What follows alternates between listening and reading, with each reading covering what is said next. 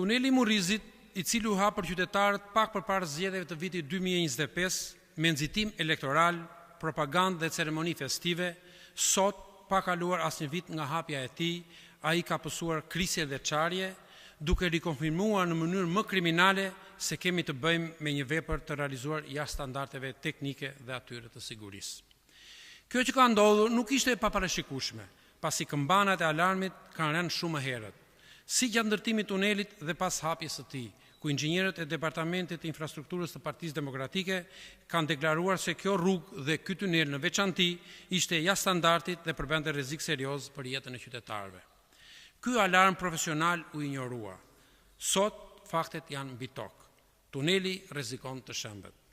Deputetët e Partisë Demokratike i janë drejtuar zyrtarisht autoritetit rrugor shqiptar për informacion mbi rrugën e Arbrit dhe përgjigja zyrtare ka qenë: tuneli i Murrizit, pjesë e segmentit numër 3 të territorit të rrugës së Arbrit, është segmenti që nuk është dorëzuar ende pranë ARSH-s për ndjekjen e procedurave të kolaudimit. Pra, tuneli i Murrizit dhe rruga e Arbrit janë hapur për përdoruesit e rrugës të papërfunduara, të pakolauduara dhe të pamarrura në dorëzim. Ndërtimi i rrugës së Arbrit ka nisur në vitin 2005 dhe deri në vitin 2013 ka qenë të përfunduara plotësisht 25 kilometra të saj, ndërsa 15 kilometra të tjera të përfunduara në masën 80%. Projekti për përfundimin e saj parashikonte një kosto totale prej 170 milion eurosh. Pas vitit 2013, punimet u ndërpren pasi ndërtimi i rrugës duhet të jepej me PPP, ku përfituesi i PPP-s kishte detyrimin që të hartonte projektin përfundimtar, të realizonte punimet e përmirësimit, ndërtimit, operimit dhe mirëmbajtjes sipas projektit të zbatimit, të siguronte financim për zbatimin e projektit.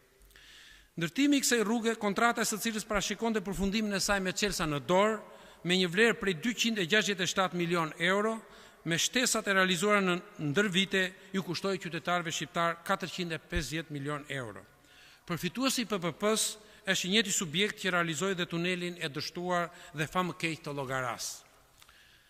Përse dy tunele strategjik të ndërtuara nga një njëjti oligark i lidhur me qeverinë çahen, dështojnë dhe rrezikojnë jetën e qytetarëve?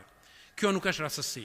Kjo është një skem e mirë organizuar për vjedhje dhe keq organizuar për qytetarët. Prandaj deklarojmë qartë: tuneli i Murrizit nuk është një incident teknik, por pasojë e procedurave korruptive, i PPP-ve të sajuara për oligark, i mungesës kontrolli shtetëror për paratë e buxhetit të shtetit, i kapjes së shtetit për interesa private, është pasqyra e një modeli qeverisje që ndërton për fushat dhe shëm për qytetarët. Për këtë model duhet përgjegjësi politike dhe penale, jo justifikime të ricikluara dhe fajsim i së shkuarës.